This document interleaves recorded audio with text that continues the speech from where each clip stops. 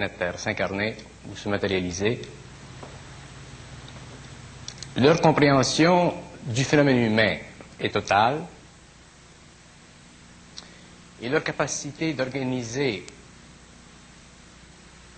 la société de l'avenir en relation avec des données, des sciences,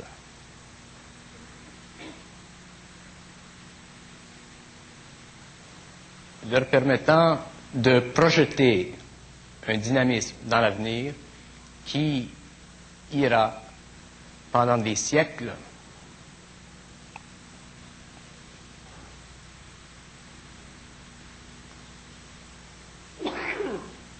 se terminer dans une évolution quelconque.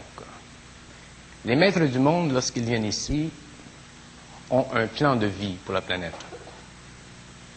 Ils le connaissent très bien, ce plan de vie, mais ils ne peuvent pas empêcher l'inconscience de l'homme de faire interférence avec ce plan de vie.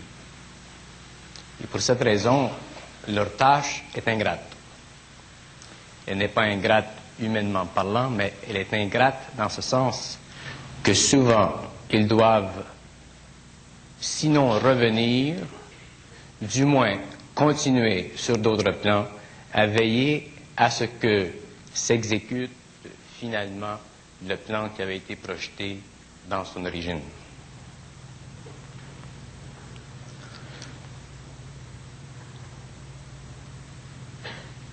L'homme n'a pas toujours eu besoin des maîtres du monde. Lorsque l'homme a été préparé pour vivre sur la planète Terre, son âme était très jeune. L'âme n'avait aucune connaissance de l'expérience humaine.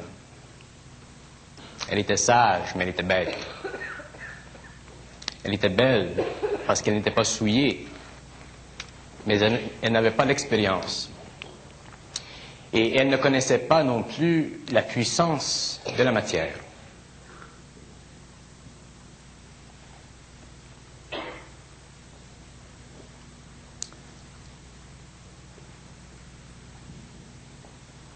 Au cours des très grandes périodes de temps qui ont évolué, qui se sont passées, l'âme est devenue éventuellement incapable de se libérer du corps matériel.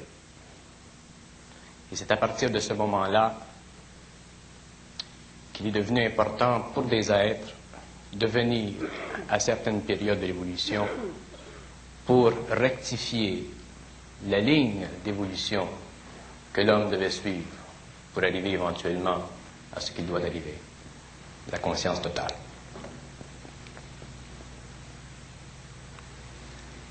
Les textes anciens,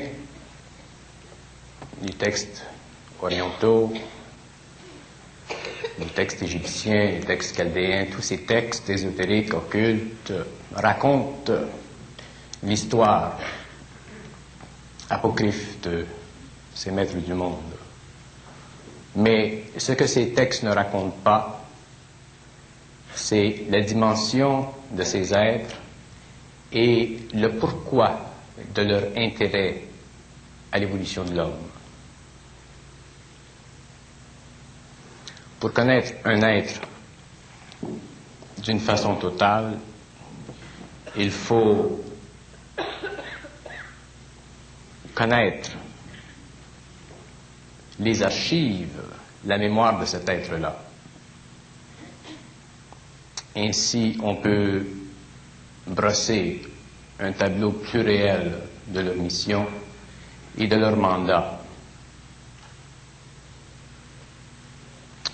Si on retourne dans le temps, il y a eu sur le fameux continent de la Lémurie, dans le Pacifique,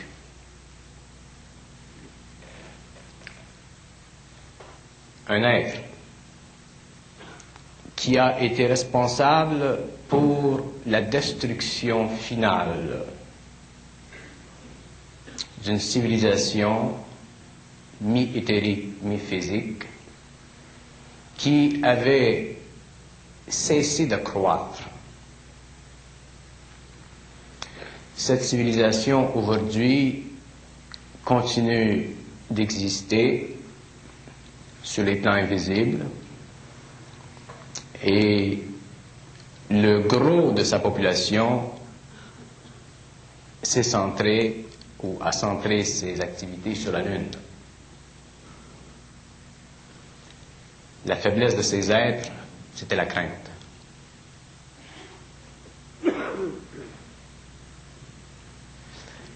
Les maîtres savent que la crainte, c'est un cancer, que la crainte fait partie de l'ego, que la crainte est une fondation, un bloc sur lequel s'érige la statue de l'ego. Et lorsqu'une civilisation est prise dans cette crainte, c'est très difficile pour cette civilisation de servir un plan cosmique. Elle doit être anéantie. Ses pouvoirs d'évolution biologique ou psychique peuvent être retardés et souvent elle doit être envoyée à évoluer sur une autre planète.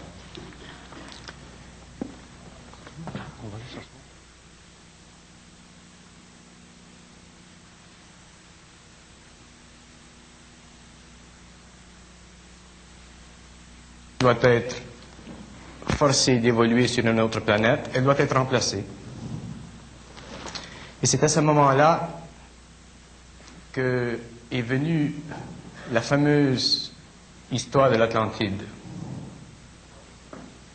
Durant la période lémurienne, l'homme avait accès à son corps éthérique et ce corps éthérique-là lui permettait de faire des choses avec très grande facilité. Seulement, il y avait quelque chose en sa défaveur. C'est que le corps éthérique ne lui suffisait pas. C'est-à-dire qu'il lui manquait quelque chose dans son expérience. La raison pour laquelle il avait la crainte, c'est qu'il avait de la difficulté à voir très clairement ce qui se passait autour de lui. S'il entrait en contact avec des animaux, il avait de la difficulté à combattre ces animaux pour sa survie. Alors que durant la période de l'Atlantide, il se développa chez l'homme ce que les occultistes appellent le corps astral. Ce corps pourvoyait l'individu ou la race avec une faculté de vision dans le monde matériel suffisamment aiguë pour très bien discerner les formes. Et à ce moment-là, d'autres maîtres devaient venir pour encore corriger l'évolution. Le problème sur l'Atlantide, c'était que le corps astral, excusez-moi, le corps astral était insuffisamment intelligent. C'est-à-dire que les passions, tout ce qui est du domaine humain, mais très planétaire, tout ce qui est très lié à la forme, devenait facilement un objet de désir. Et quand je dis que le corps astral n'était pas assez intelligent, je veux dire que l'intelligence, le mental, n'était pas assez développé pour contrecarrer ces désirs très bas, fondamentaux, très primitifs de l'homme. Alors il s'est développé sur ce continent au sein de cette confédération des tendances, des mouvements tendancieux, des forces qui ont cherché à diviser la civilisation plutôt qu'à l'unir. À ce moment-là, encore des maîtres sont venus pour corriger la situation. Mais il y a un phénomène assez intéressant concernant les maîtres de l'Atlantide. C'est que les maîtres de l'Atlantide avaient, par surcroît de tâches, le désir de former sur la planète Terre des centres d'énergie, ce qui n'avait pas existé auparavant. Ils voulaient former des centres d'énergie, ce que vous appelez des écoles, afin de permettre à l'homme, dans l'avenir, d'avoir accès, historiquement, aux records de leurs activités.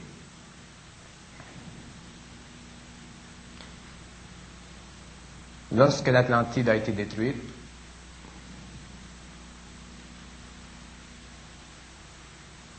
un de ses maîtres est parti vers l'Inde, vers l'Orient, vers le Tibet, et une nouvelle préparation a été exigée afin de permettre une continuité éventuelle de la connaissance. Lorsque ce maître est arrivé là-bas avec ses amis, il a particulièrement fait état de la pauvreté mentale de l'homme, de la nécessité de créer une race qui pourrait éventuellement amener l'homme à se servir d'une façon précise de sa pensée, sans pour cela détruire la grande faculté intuitive qu'il possédait alors. Mais les hommes ne suivent pas l'évolution des principes par leur supramental. Les hommes fuient constamment les conditions d'évolution sans s'en apercevoir, de sorte qu'éventuellement d'autres maîtres doivent venir ou apparaître sur la scène mondiale pour corriger l'évolution, sa ligne de développement et permettre éventuellement une réorganisation de la conscience humaine. Plus loin dans le temps, je passe, il y a eu des maîtres entre-temps, mais plus loin dans le temps, un autre maître est venu, un maître spécial cette fois-ci, celui que nous connaissons dans l'Occident comme étant le Christ. Et ce maître a fait un travail particulier.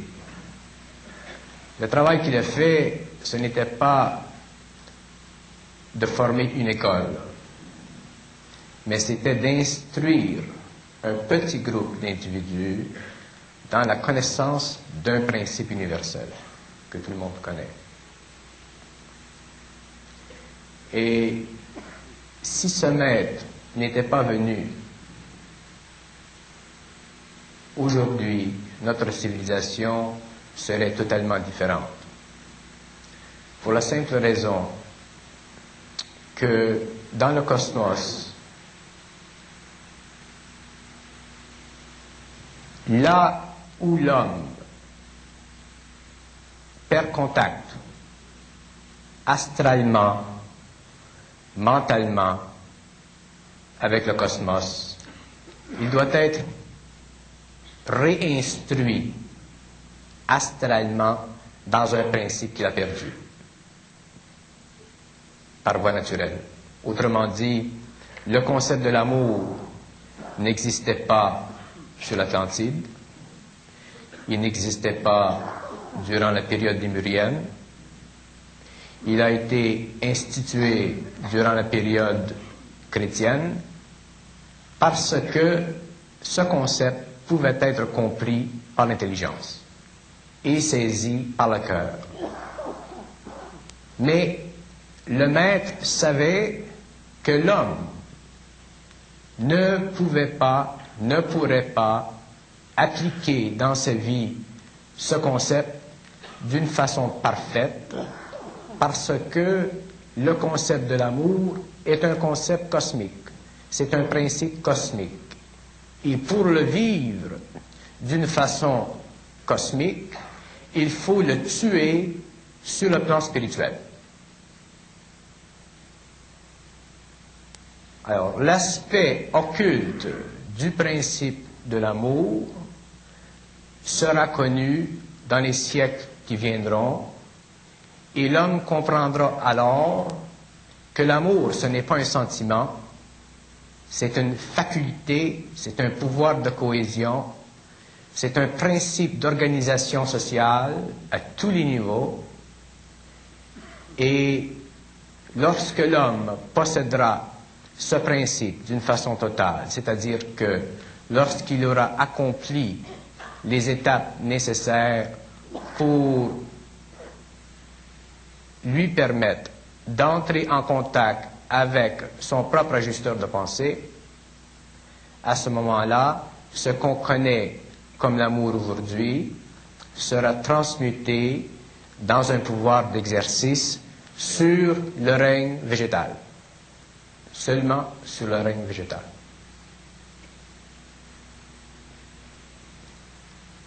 Alors, les maîtres sont des entités qui proviennent de différentes planètes dans la galaxie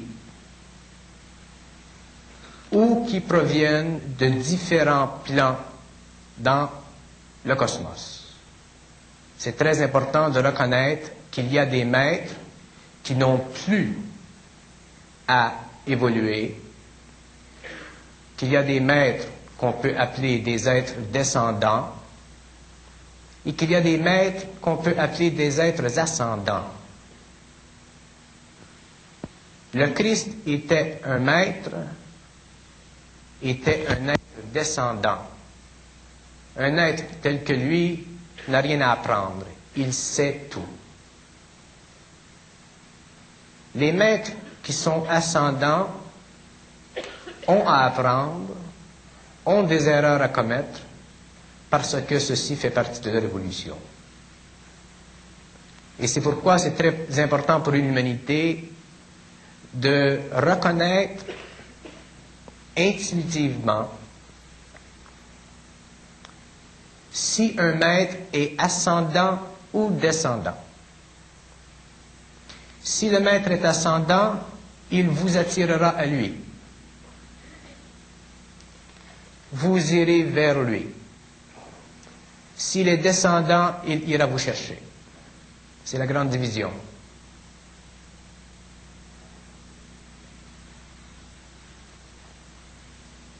Dans le moment de notre histoire, à la veille d'un changement dans la ligne de l'évolution de l'humanité, c'est très important que les gens connaissent, réalisent, sentent surtout la vibration des maîtres. Les maîtres qui sont ascendants ont une fonction très importante pour l'humanité. Les maîtres qui sont descendants n'ont aucune fonction pour l'humanité. Les maîtres qui sont descendants établissent sur la planète une vibration qui donne à l'évolution de la civilisation une orientation. Les maîtres ascendants ne donnent pas, ne créent pas de vibration sur la planète seuls, mais ils peuvent le faire en groupe.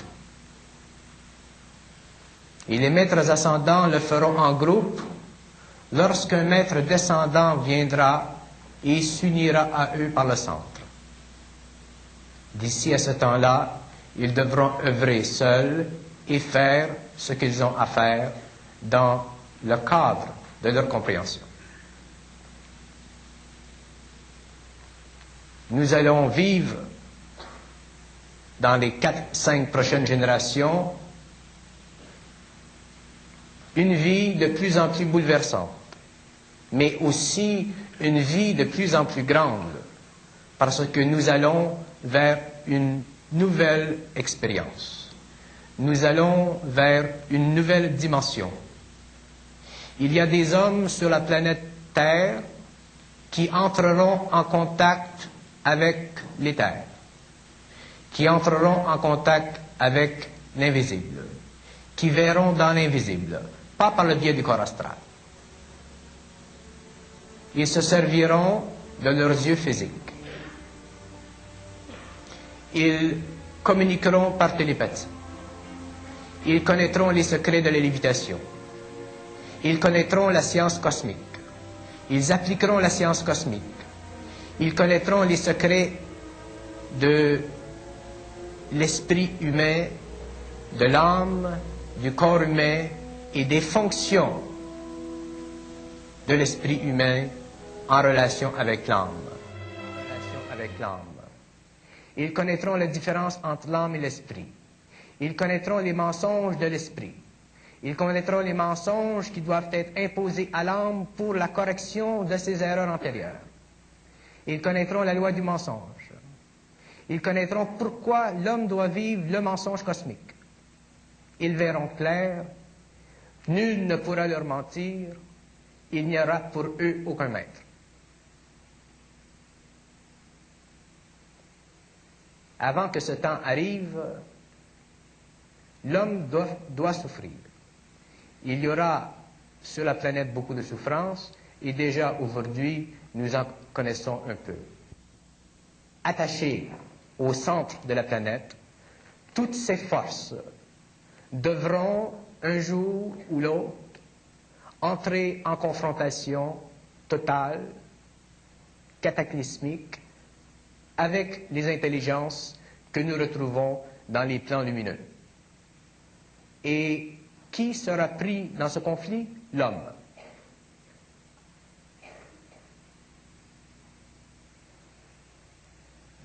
Beaucoup d'êtres sur la planète mourront. C'est normal. Beaucoup d'êtres survivront et beaucoup d'êtres seront enlevés de la planète pour une correction de leur vibration afin de revenir plus tard dans le XXe siècle sur le plan physique et travailler à l'évolution d'une nouvelle société. Et à l'intérieur de ce groupe, il y aura un autre groupe qui vivra simplement dans l'invisible et qui s'occupera de l'évolution de la 6e race de l'homme.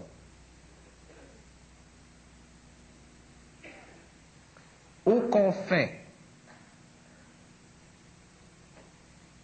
des choses, aux confins du territoire psychique, il y a une limite.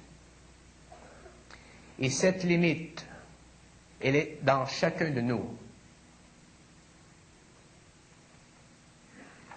On ne peut pas comprendre certaines choses tant que nous ne sommes pas arrivés à un certain niveau de développement mental. On ne peut pas se servir de nos émotions intuitives, de nos facultés psychiques intuitives d'une façon parfaite, tant qu'il y a en nous de la coloration, tant qu'il y a en nous de la crainte, tant qu'il y a en nous de la subjectivité. Souvent, les gens me disent telle chose est négative ou telle chose est subjective. Les gens ont de la difficulté à séparer l'un avec l'autre. Il y a une grande différence entre la subjectivité et la négativité. Il y a des gens qui sont foncièrement négatifs. Foncièrement négatifs. C'est-à-dire qu'ils ont une déformation de caractère qui est basée sur une faiblesse de l'âme. Il y a des gens qui sont subjectifs. Mais il ne faut pas mettre ces gens dans le même bateau. Parce que les hommes sont beaucoup plus grands qu'ils ne sont petits. Rares sont les hommes qui veulent faire mal pour rien. Et souvent, les hommes qui font mal pour rien ne le font pas d'une façon volontaire, ils le font parce qu'ils ont un émotif qui n'est pas stabilisé. Alors, si vous avez des amis et que vous les considérez négatifs, rappelez-vous que le terme négatif est un terme très puissant et que lorsque vous employez ce terme pour qualifier l'attitude ou la présence d'esprit d'une autre personne, vous ne vous enlignez pas avec ses vibrations réelles et profondes. Si l'humanité, les gens qui cherchent, les gens qui veulent se rencontrer, les maîtres qui enseignent, si tous ces gens doivent un jour se reconnaître, se rencontrer, il est absolument essentiel que les barrières qui existent entre eux à cause des personnalités tombent. Et la meilleure façon pour débuter ce travail à long terme, c'est de faire comprendre à ces gens qu'il y a dans chaque homme une puissance, qu'il y a en chaque homme un centre d'énergie qu'eux doivent sentir. Qu'eux doivent sentir d'abord.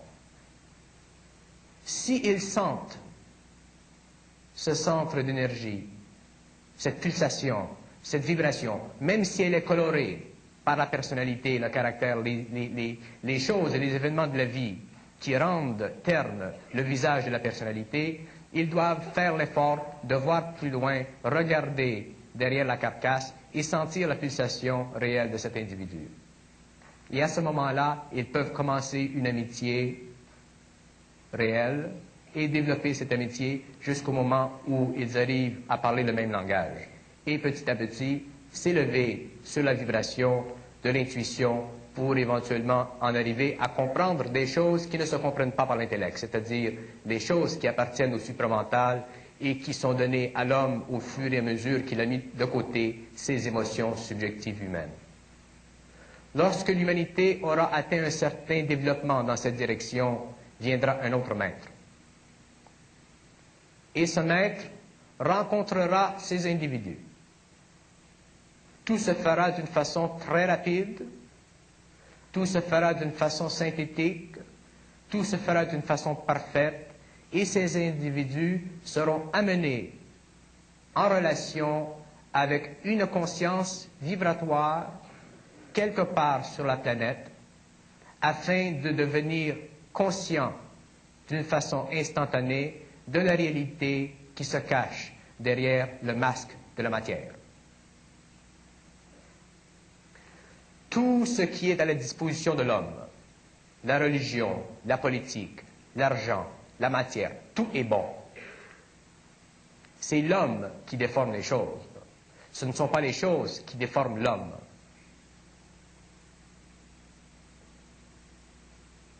Mais pour que l'homme parte sur un pied qui l'amène éventuellement à se servir de l'autre, il faut qu'il développe en lui-même des centres de gravité. C'est ça que les gens n'ont pas, des centres de gravité. Et un centre de gravité, ça ne se développe que par la conscientisation constante, graduelle, des forces intérieures qui cherchent à briser, à rompre avec les illusions de la personnalité. Et il y a partout dans le monde des maîtres, des écoles qui enseignent des techniques ou des méthodes qui vous amènent petit à petit à ça. Mais ce n'est pas la fin. Ce que j'essaie de faire comprendre au public, c'est que nous vivons dans une dimension spatiale. Nous sommes bornés par un conditionnement temporel. Nous n'avons aucune idée ce que signifie le temps.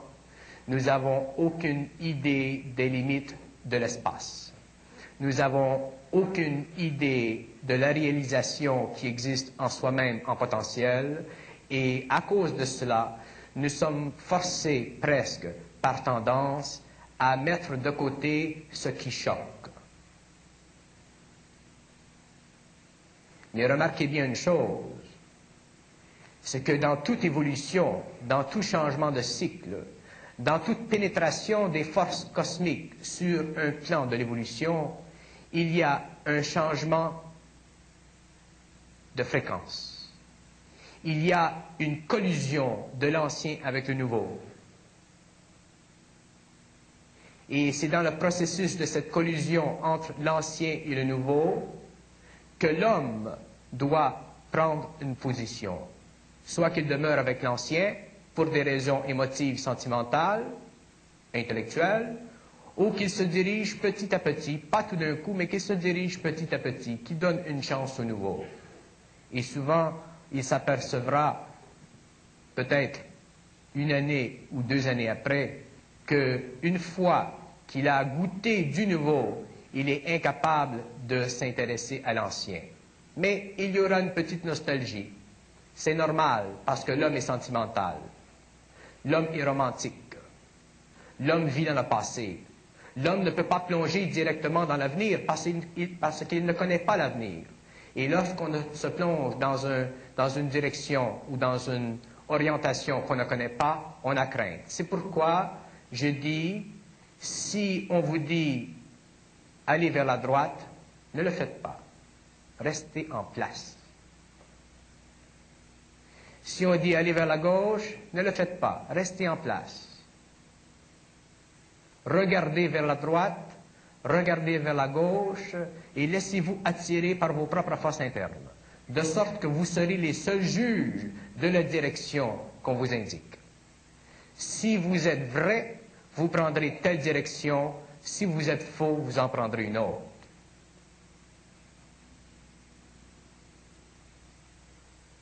Aucun homme n'a le droit de juger un être humain. Ceux qui le font se rendent automatiquement incapables de dialoguer avec eux d'une façon parfaite. Tous les êtres humains ont plus ou moins une âme. Pas tous. Les êtres humains n'ont pas tous une âme développée. Il y a même des êtres humains qui n'ont pas d'âme du tout.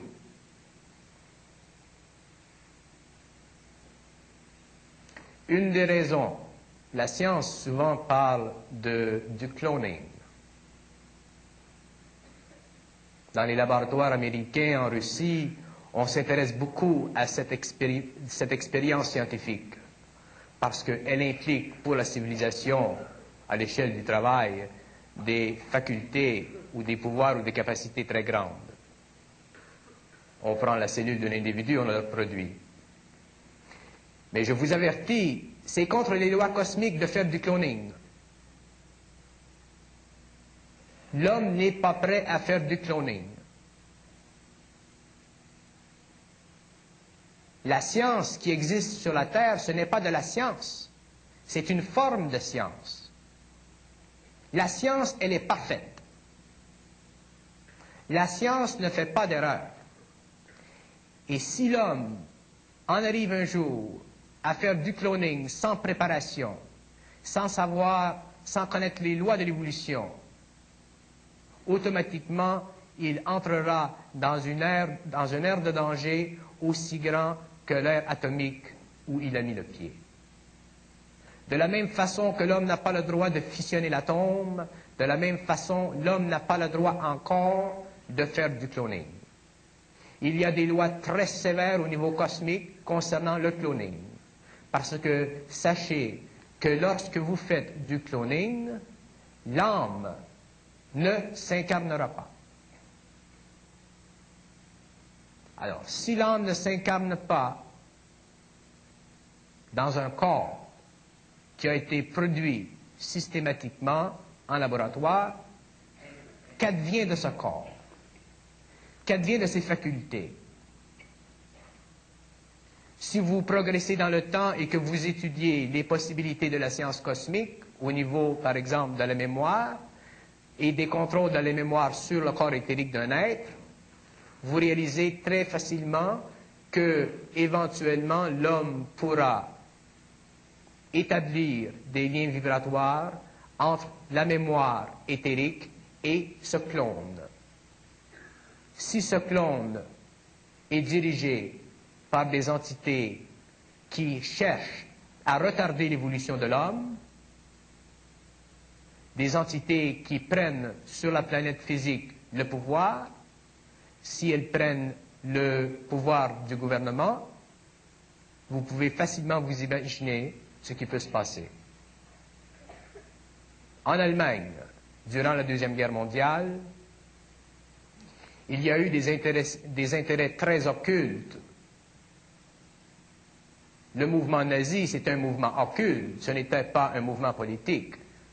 Ce qu'on connaît du mouvement nazi, par la presse ou par les écrits, c'est simplement du matériel pour les intellectuels. Le mouvement nazi était foncièrement un mouvement occulte. Les gens qui travaillaient au sein de ce mouvement étaient en communication avec les forces sataniques, ce que les gens appellent les forces sataniques. Je ne veux pas entrer dans la définition de ces personnages. Alors, admettez que dans des conditions de science avancée, où vous avez un régime politique dictatorial qui a des relations étroites avec des intelligences qui veulent retarder l'évolution de l'homme, admettez que le cloning peut être très dangereux. Alors, je finis sur ça.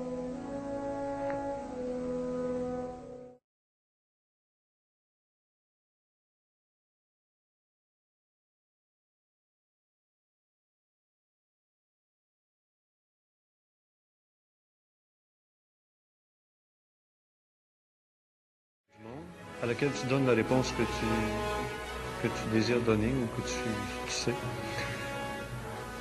D'accord.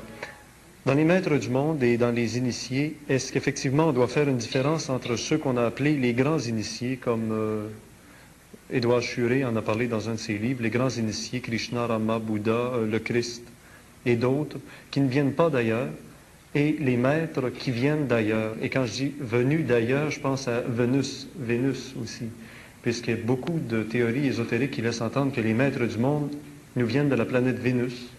Et d'autres aussi disent, mais entre Mars et Jupiter, il y a une couche d'astéroïdes. Y avait-il là une planète d'où auraient immigré certains êtres qui seraient venus sur la planète Terre? Il y a deux questions là-dedans. Oui. Bon, alors les maîtres du monde, si les maîtres du monde, regardez la façon que je parle, si les maîtres du monde sont issus d'une planète, soit dans le système solaire, sur un plan invisible, parce qu'il n'y a pas de planète habitée dans le système solaire sur le plan matériel. Alors, si les maîtres du monde viennent d'une planète du système solaire sur un autre plan, ici, ils deviennent des initiés. C'est un jeu de mots, ça. Un initié, les maîtres, ce sont tous des initiés. Il y a plusieurs personnes dans la salle qui ont été initiées avant. Ce qui est important de comprendre dans le terme maître du monde, même le terme maître du monde, si vous regardez la vibration pour les gens, parce que les gens, la plupart de vous ont un écran mental. Si vous regardez dans votre écran mental la vibration de la couleur maître du monde, vous verrez que la vibration n'est pas aussi haute, la couleur de la vibration n'est pas aussi haute que celle qui s'applique au terme initié. Dans la faculté de comprendre le mystère de la vie chez l'homme, il y a constamment des interférences.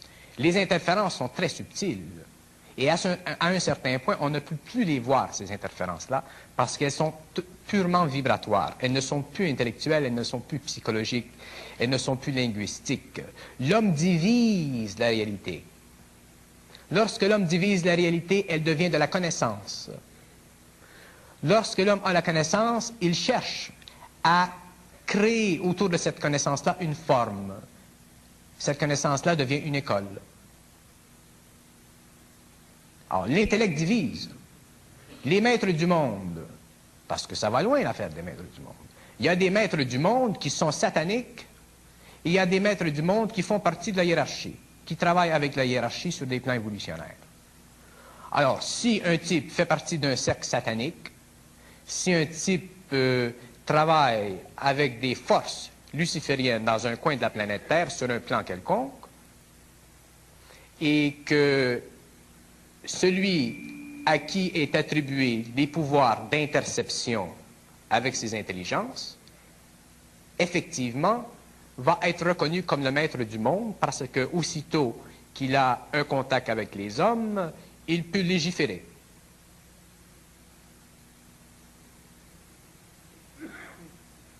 Le terme maître du monde, moi je ne l'aime pas. Si vous me parlez d'initié, la vibration est beaucoup plus pure. Parce que quand on parle de maître, on parle de domination.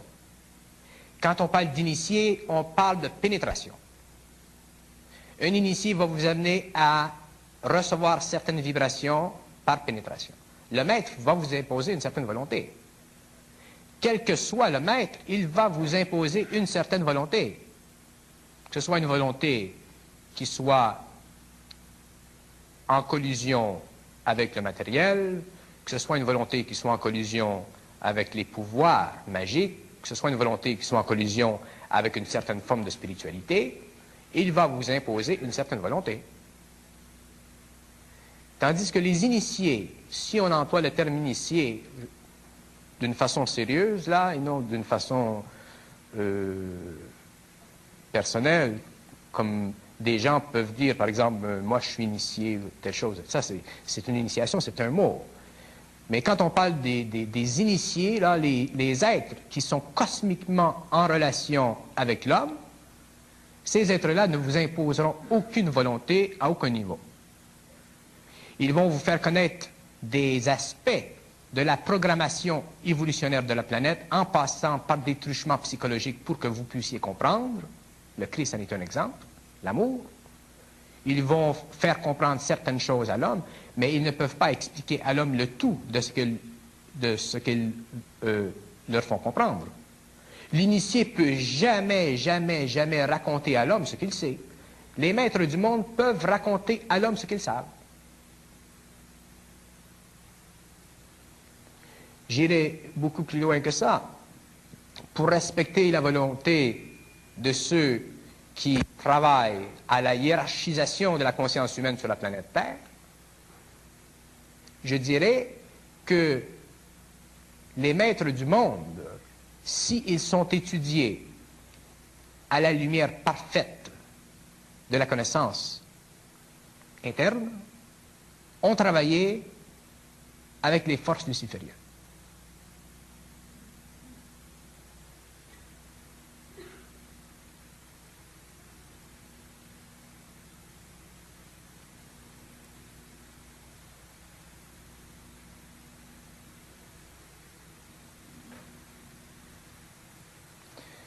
Ceux qui sont dans la salle et qui ont une capacité de voir un peu dans l'éthérique, qu'ils regardent mes deux mains.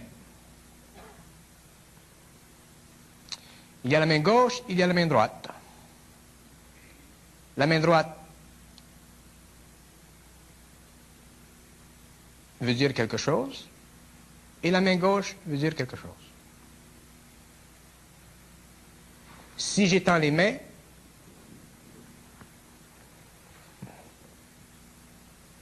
et que je les dirige comme ça,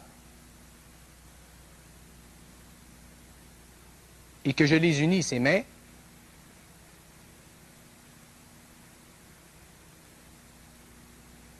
vous avez seulement une vibration.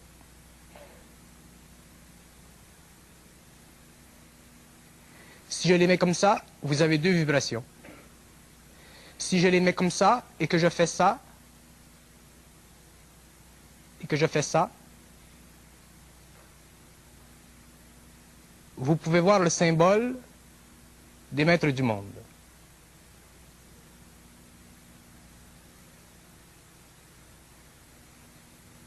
Si je fais ça, et que je fais ça, vous voyez le symbole des initiés.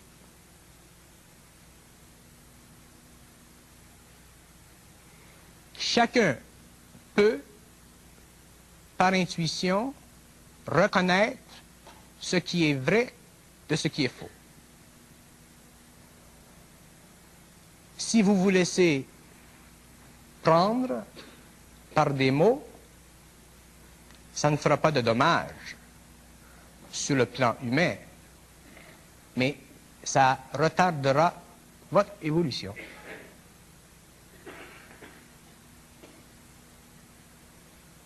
Il y a plusieurs façons de prendre la connaissance, de s'intéresser aux choses. Si on lit des livres et que c'est intitulé « Les Maîtres du Monde » et qu'on le lit, ce livre, ça va. On apprend des choses.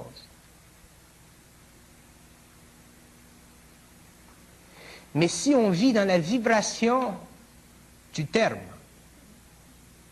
si on travaille supramentalement avec les intelligences qui coordonnent l'évolution de l'homme, automatiquement, il y a une rupture, il y a une cessation de l'activité vibratoire en relation avec ce terme.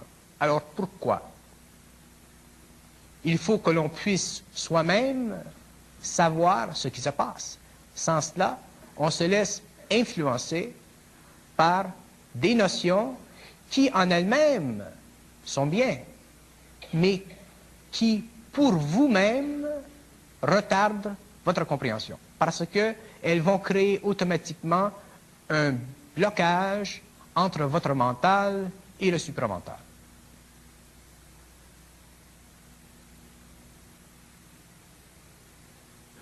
Si vous vous dites maître du monde, c'est une vibration.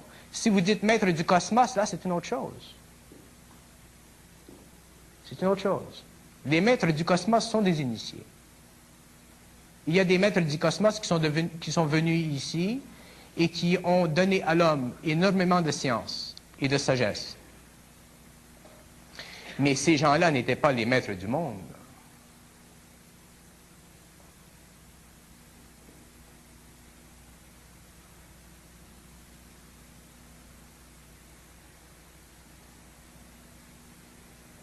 On prend à la légère les concepts, les idées ésotériques ou occultes qui nous viennent de partout dans le monde. Et on ne juge pas ces choses à la lueur de nos propres sens internes. De là le danger.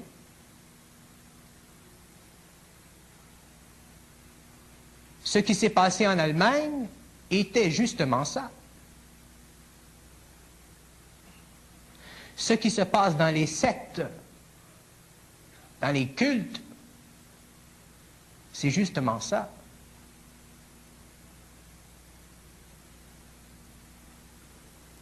Il ne faut pas tomber en adoration devant de grandes idées ou de grands concepts ou de grandes personnalités historiques qu'on ne connaît pas.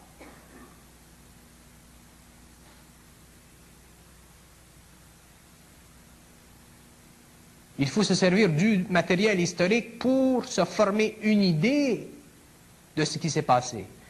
Mais ce qui s'est passé, vous ne le retrouverez que dans les archives, que lorsque vous verrez dans la mémoire. Là, vous verrez. Mais ce que vous prenez d'une façon littéraire, d'une façon philosophique, ou d'une façon théologique, ou d'une façon évangélique, toutes les façons, ce sont tous des choses qui servent à cacher la puanteur de la viande. Le grand Steiner, le grand Rudolf Steiner, réalisait durant sa vie combien le monde astral était contaminé à un point tel que ceux qui voyageaient, qui allaient sur ces plans, avaient de la difficulté à voir précisément, d'une façon certaine, ce qu'ils observaient. Si les choses, si la connaissance, si les faits historiques étaient si précis, si justes, il n'y aurait pas 56 000 idées. Il y aurait une continuité. Il n'y en a pas de continuité. Il n'y a aucune continuité dans la connaissance humaine. Les historiens ésotériques ou autres font un effort louable.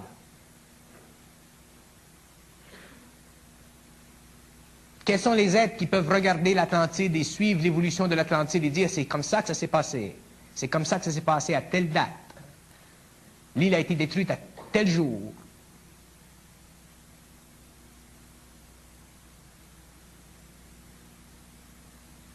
Ces connaissances sont tellement profondes dans l'homme que l'homme est presque obligé de les garder pour lui-même et d'en donner un petit peu à la population.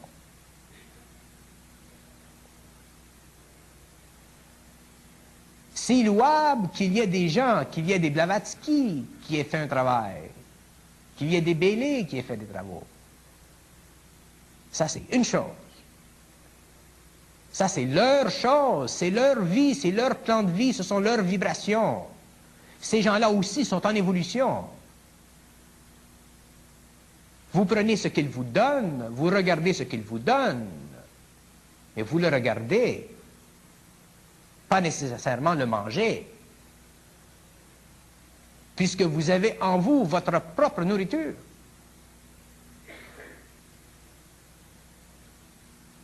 L'homme ne peut plus se permettre d'être influencé,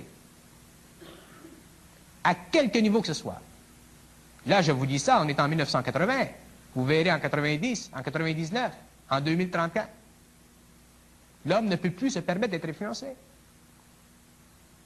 Lorsque des civilisations extérieures viendront ici en voyage pour des raisons d'expédition scientifique, pour des raisons de contact politique, je plains ceux qui n'auront pas compris que l'homme ne doit pas se laisser influencer. Parce que l'homme s'apercevra à ce moment-là que ces gens ont des pouvoirs naturels qui dépassent votre imagination. Des pouvoirs qui appartenaient dans le passé à ces maîtres du monde ou à ces initiés, mais avec lesquels la conscience moderne n'a aucun contact.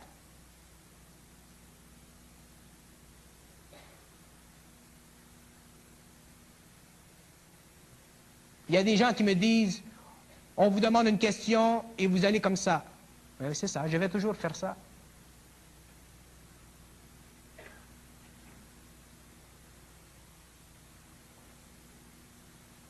Le but de ce que je fais n'est pas dans le but de faire quelque chose. Regardez la circularité de la réponse.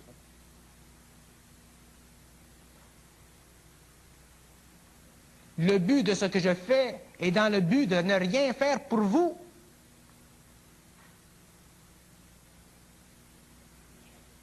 Excepté vous faire sentir par vibration ce que moi je vis par contact. De sorte que vous puissiez éventuellement, par vibration, sentir, savoir la même chose, en passant par des épreuves parallèles, s'il le faut.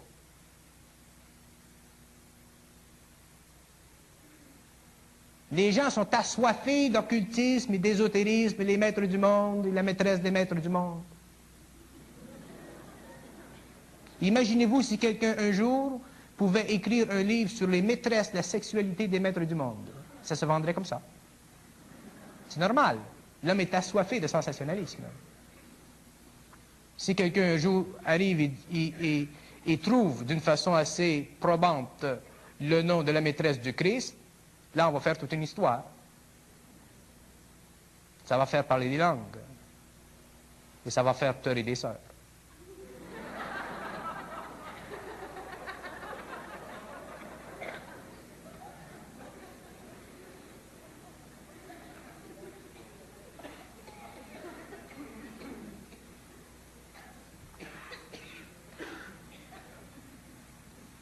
Je laisse. D'où venaient les hommes primitifs? N'y a-t-il pas risque que nous soyons nous-mêmes le produit d'un clonage? Non, l'homme n'est pas un produit de clonage.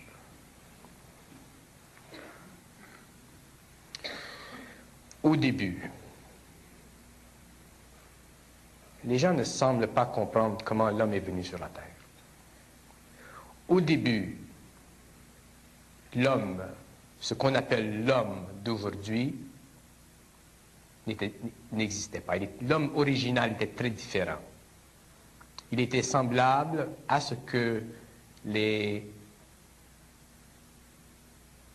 archéologues ou les anthropologues appellent le fameux Australopithecus et toutes ces choses.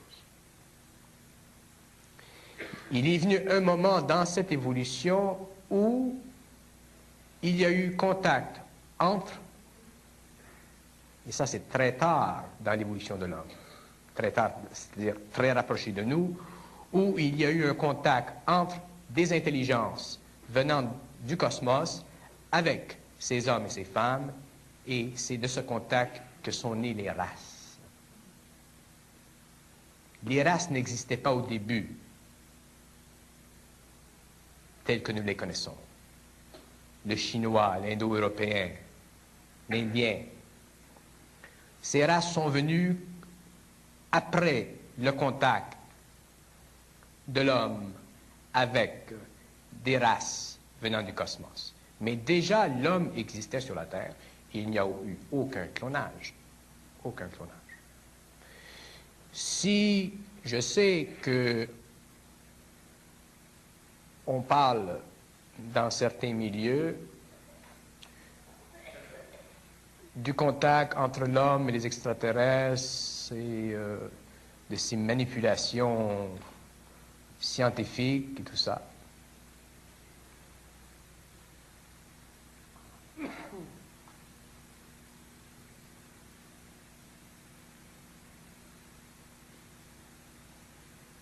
Ce n'est pas à moi de vous dire si c'est comme ci ou si c'est comme ça.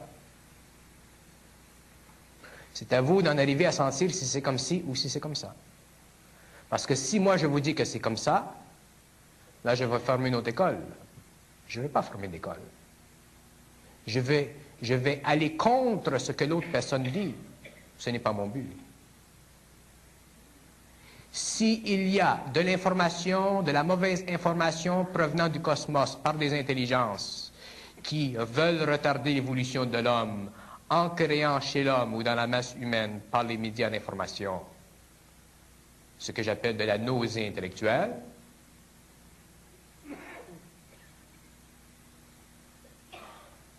que le public, que les gens en soient avertis par eux-mêmes.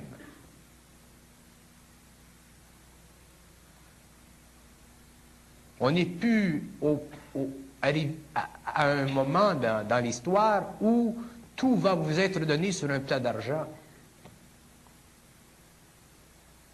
On demande une question, vous avez une réponse, une autre question, vous avez une réponse, une autre question, vous avez une autre réponse.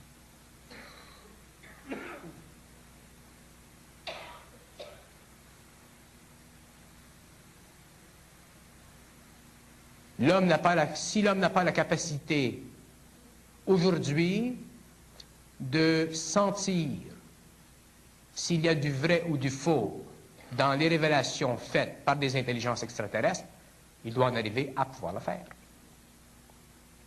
Et s'il ne le fait pas, il sera pris lui-même dans ce piège. C'est ça, l'histoire de l'homme. C'est le conflit entre des intelligences qui ont un intérêt et d'autres intelligences qui ont un autre intérêt.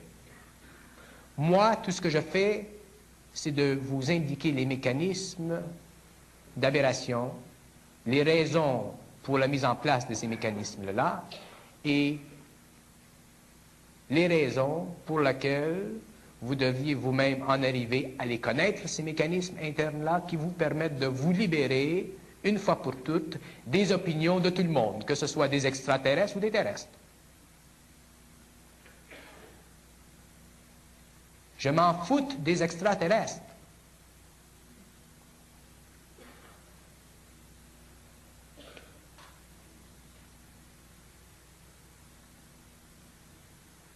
Des extraterrestres qui viennent sur notre planète Terre et qui détruisent des animaux dans l'Ouest canadien ou dans le Sud-Ouest américain, ce sont des idiots. Ce sont des êtres qui ne connaissent pas, c'est-à-dire qu'ils connaissent les lois cosmiques, mais qui vont contre les lois cosmiques. Là, ils le font, ils peuvent le faire parce qu'il n'y a pas d'opposition sur notre planète.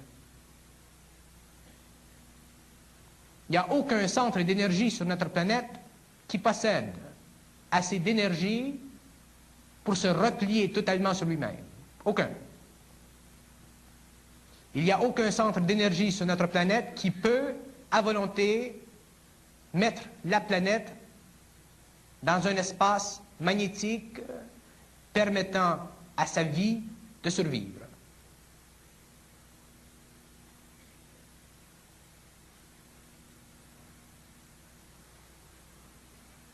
On ne peut même pas se protéger des guerres, des famines, de la pollution. Et ensuite, on se demande pourquoi l'homme devient névrosé, suicidaire, fatigué, écœuré, pourquoi il perd le goût de vivre, pourquoi il n'a plus de foi en lui-même, pourquoi il n'a plus de confiance dans les gouvernements. L'homme est une plaie ouverte à la contre-nature, à tout ce qui est anti-humain. Alors, qu'est-ce qu'il fait pour se soulager? Il s'achète des beaux souliers comme j'ai fait, des montres, des autos. Il se paie une femme, 2 femmes, 3 femmes.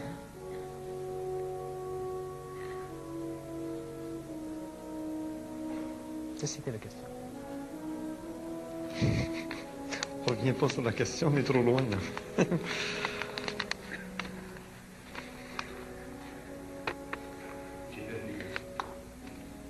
La question était tout simplement d'où venaient les hommes primitifs, mais je pense qu'on est revenu aux hommes primitifs.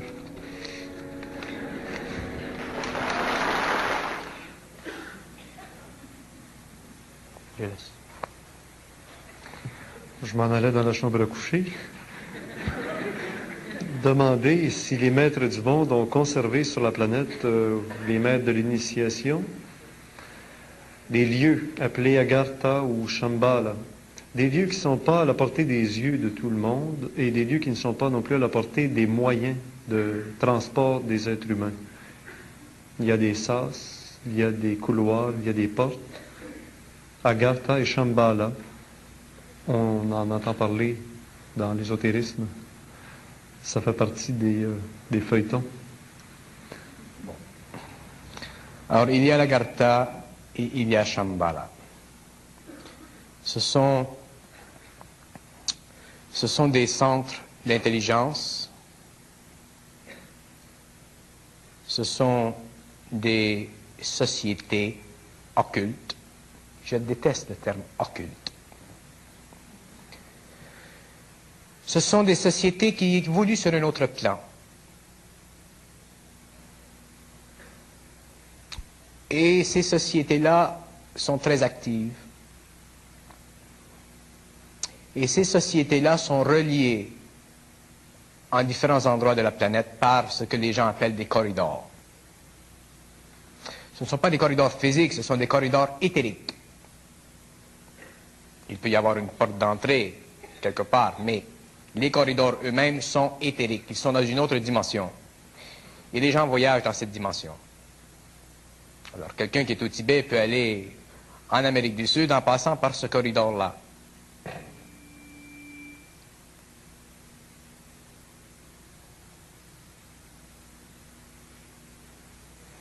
Il y a au centre de la Terre aussi une autre collectivité intelligente,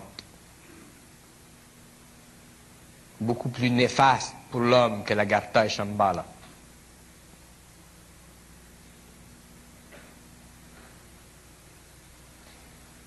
Quand on parle de l'Agartha et de Shambhala ou qu'on parle de ces sociétés intelligentes, les gens s'imaginent que les êtres qui vivent dans ces lieux sont des êtres qui s'occupent de l'évolution de l'homme.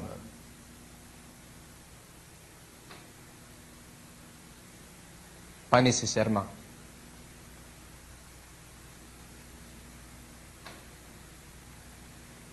Et ce n'est pas d'eux que vous le saurez.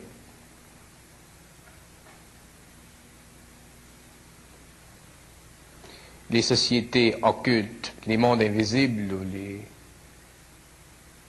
les organismes intelligents des mondes invisibles ont toujours, pour ceux qui les écoutent, des programmes de haute valeur concernant l'évolution de l'homme. Mais est-ce que ces programmes-là sont réellement de haute valeur? Est-ce que ces programmes-là sont réellement dangereux?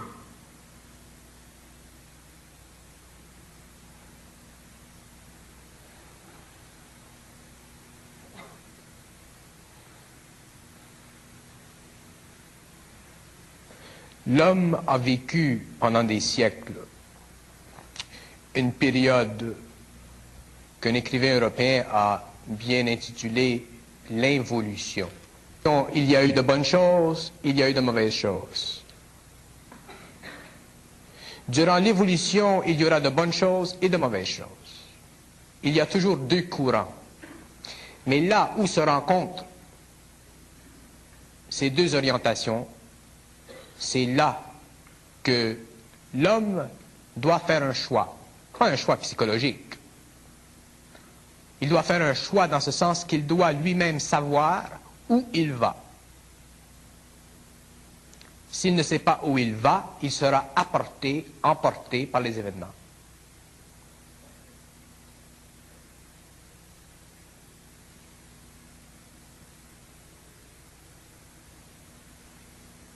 Que les gens s'intéressent à Shambhala ou à Agartha, ça c'est une chose. Que les gens essaient, par le biais des déplacements astraux, d'aller dans ces régions, c'est une autre.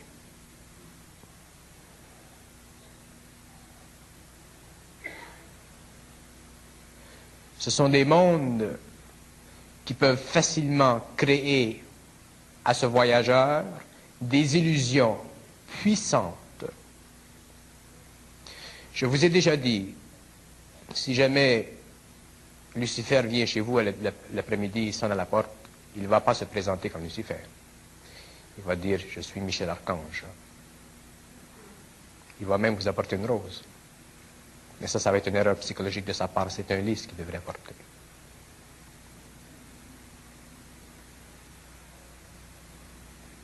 Concernant les mondes de l'Agartha et de Shambhala, c'est la même chose. Il y a deux règnes dans ces mondes. Il y a deux niveaux d'intelligence qui dominent ces mondes.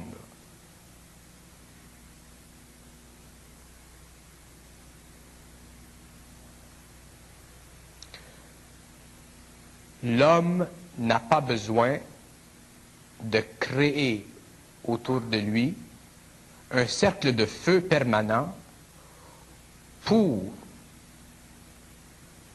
représenter ce qui en lui est la conscience totale.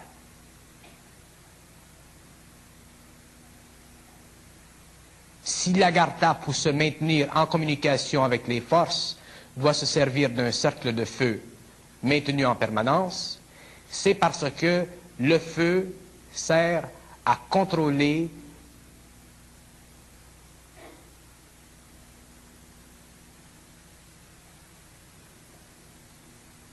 les intelligences avec lesquelles ils ont un rapport. Les intelligences cosmiques, les intelligences parfaites n'ont pas besoin de feu pour être contrôlées. Et ils ne sont pas contrôlables. Si vous pouvez contrôler une intelligence,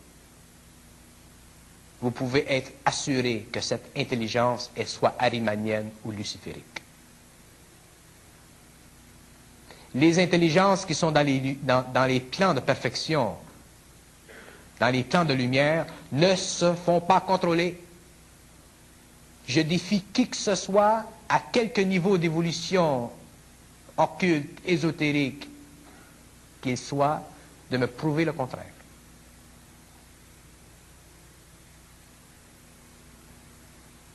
Ils vont vous amener à travailler avec eux, sous leurs conditions, jusqu'au moment où vous puissiez être en harmonie vibratoire sur le mental et l'émotion, le plan éthérique et tout ça, et supporter leur présence constante. Mais si jamais ces êtres, ces intelligences vous donnent le pouvoir, ce ne sera jamais pour les yeux du public. Si vous contrôlez les forces, ces forces ne sont pas d'un haut niveau d'évolution. Elles peuvent vous servir du moment que vous savez avec qui vous traitez. Je n'ai pas d'objection à ce que des gens travaillent par la volonté et les mécanismes occultes à se servir des forces élémentales. Mais je vous assure que si ces gens n'ont pas la force interne suffisamment grande, éventuellement, ces forces les réduiront à l'insanité ou au suicide.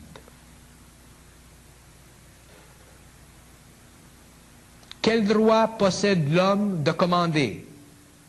Il ne possède le droit de commander lorsque lui-même a été commandé et qu'il a lui-même été capable de soulever le contrat, le mandat de ce commandement. On ne fait pas de contrat avec Dieu.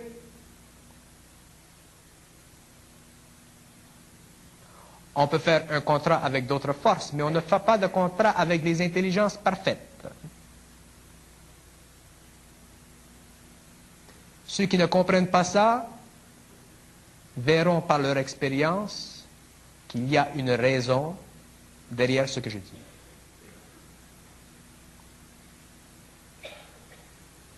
Les gens qui sont dans la salle ici sont des gens qui s'intéressent à un aspect des choses ésotériques. Mais il y a des gens dans le monde qui pratiquent réellement avec très grande volonté et grande assiduité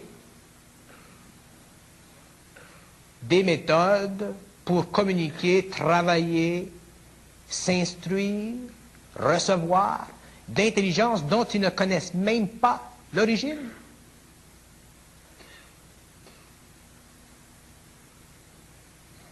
Je vous donne un exemple.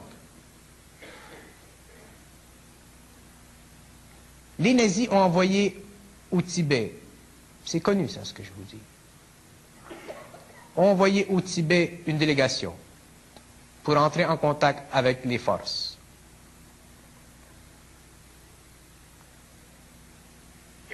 De l'Agartha. Hitler était censé gagner la guerre. Ces forces devaient supporter les activités occultes du mouvement nazi.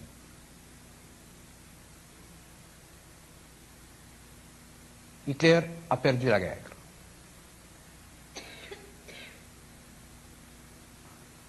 Quand il a perdu la guerre, ou qu'il a su qu'il perdait la guerre, il a créé des conditions en Allemagne pour que se suicident, parce qu'ils n'ont pas voulu tomber dans ses mains, un grand nombre de personnes qui venaient de l'Orient, qui étaient liées à tout ce mécanisme. Alors pourquoi Hitler, qui demande de l'aide des forces occultes, qu'on lui promet de l'aide et qu'éventuellement on le laisse tomber? Kiskiron, qui est en contrôle de l'évolution? Qui est en contrôle des grands mouvements? Qui est en contrôle des forces dans l'univers? Les forces sataniques peuvent travailler, peuvent faire un certain travail, jusqu'à un certain point. Mais ce ne sont pas les forces sataniques qui ont le dernier mot. Alors, Hitler s'est fait prendre dans son propre piège. Il a demandé de l'aide, on a offert de l'aide, et au dernier moment, on a laissé tomber, parce que le but, les intérêts de Hitler ne sont pas nécessairement les intérêts de ses forces. Hitler veut gagner la guerre pour 1000 ans à venir, mais ses forces veulent simplement créer la guerre. Ils l'ont fait.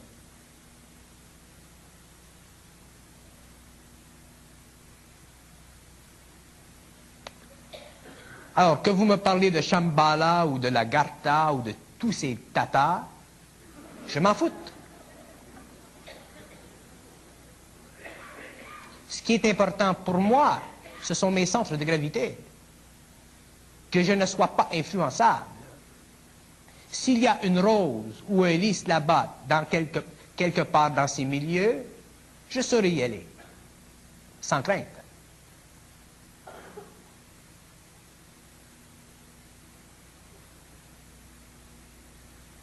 Les gens au Québec sont assoiffés de ces choses. C'est bon.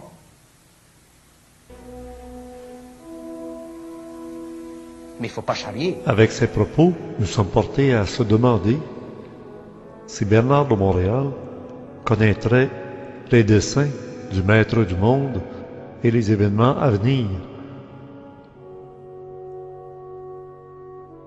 Sachant qu'avant la Deuxième Guerre mondiale aient lieu les Jeux olympiques en Allemagne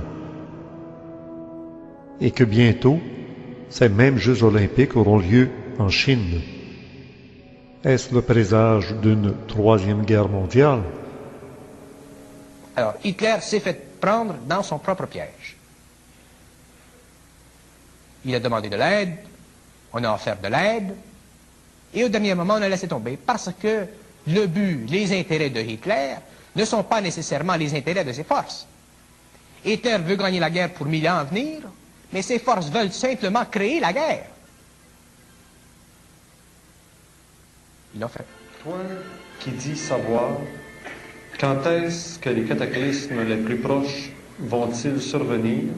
Une date précise, s'il vous plaît. Puis une deuxième question, qui êtes-vous? Je pense qu'on connaît un peu la réponse parce que c'est une question qui est revenue assez souvent.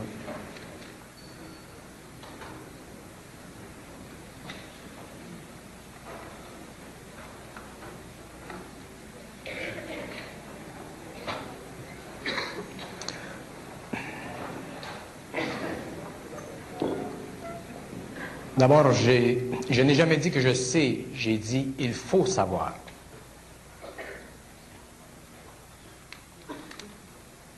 Grosse différence.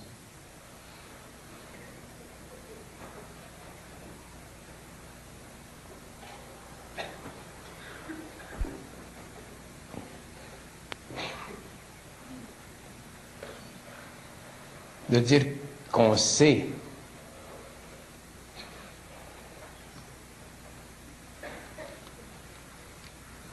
c'est une valeur de jugement sur soi-même. De dire qu'il faut savoir,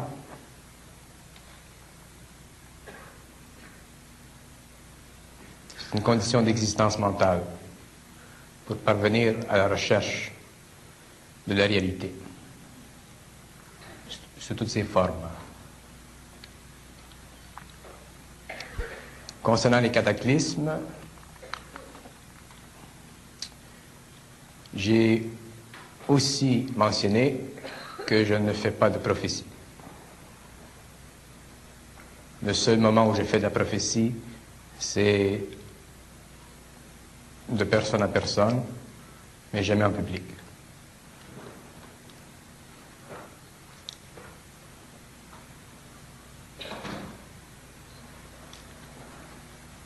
Si jamais je fais de la prophétie,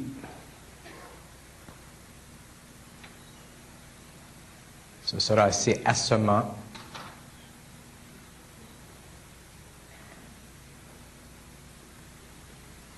et ce sera dans des conditions de vie personnelle très spéciales. Et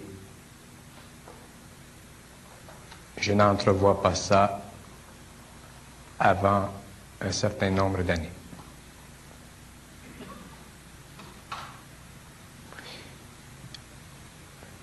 Il y a faire de la prophétie et faire de la prophétie. Être clairvoyant ou être voyant, c'est une chose. Faire de la prophétie, c'est une autre chose. Et se donner comme tâche de dire publiquement ce qui doit arriver avec certitude et précision, c'est une autre chose.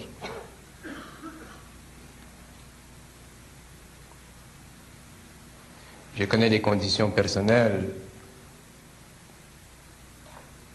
qui me permettraient de faire de la prophétie, Et ces conditions sont extrêmement rigides. Je n'ai aucune intention de faire de la prophétie, de me faire dire le lendemain que je n'avais pas raison.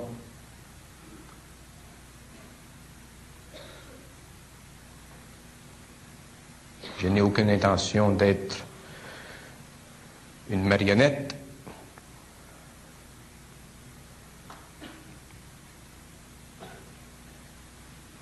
Une personne qui fait de la voyance ou de la clairvoyance, qui se trompe, ça passe.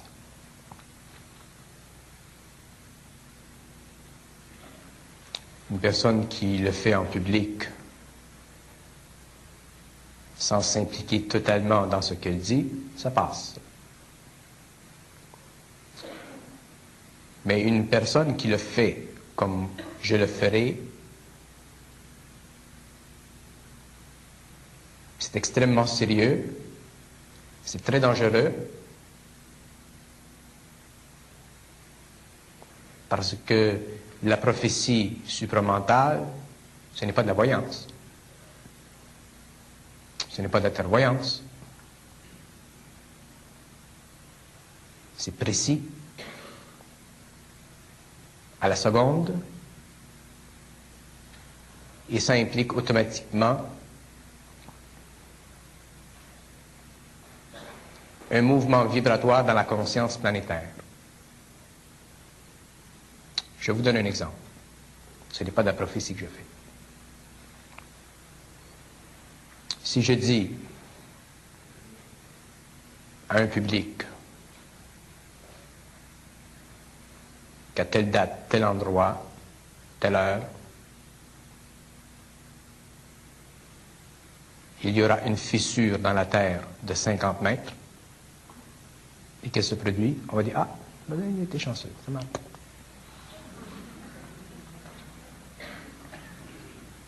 Une autre fois, je dis à la population,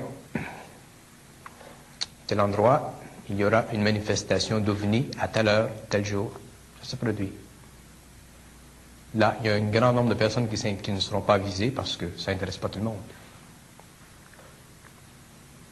Si je retombe dans les choses quotidiennes et que je dis qu'un édifice va s'écrouler à New Jersey à telle date et à telle heure, un édifice qui comporte telle chose, que ça se produit, là, on va faire un petit rapprochement. Si je fais ça 50, 100 fois, 200 fois, éventuellement, je vais automatiquement attirer sur moi les regards de la presse, des médias d'information, de tout ce qui touche à l'information.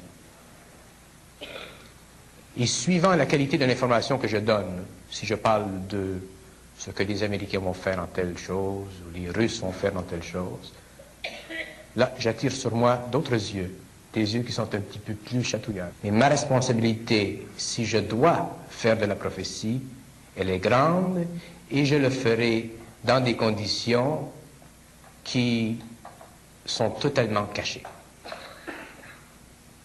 par des moyens qui sont totalement cachés. Alors, qu'on ne me demande pas de faire de la prophétie. Je n'en ferai pas de prophétie. Je le fais avec des amis parce que ce sont des amis, ils ne vont pas m'amener à l'échafaud.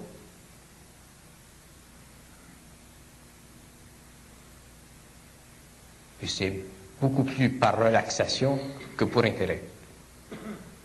Lorsque les grands mouvements se feront, les gens seront avisés. Mais me demander de faire de la prophétie, c'est me demander de faire du théâtre. Il y a des gens qui peuvent faire de la prophétie, qui sont connus comme étant des gens célèbres dans ce domaine-là, qui font du bon travail. Ils ont les vibrations pour ça, ils ont la personnalité pour ça. Des fois, ils se trompent, c'est normal. Mais la prophétie supramentale, ça ne se trompe pas. Et quand on est arrivé au point où on n'a pas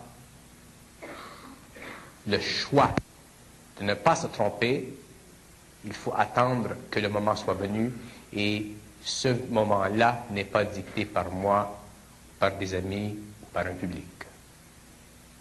Et je vous assure que si jamais je mets ma tête à l'épreuve, je le ferai en toute certitude, et je m'assurerai d'être totalement protégé. Bernard de Montréal est un personnage très particulier. D'ailleurs, il y a beaucoup de gens du public qui nous demandent si nous vendons des cassettes ou des DVD de Bernard de Montréal.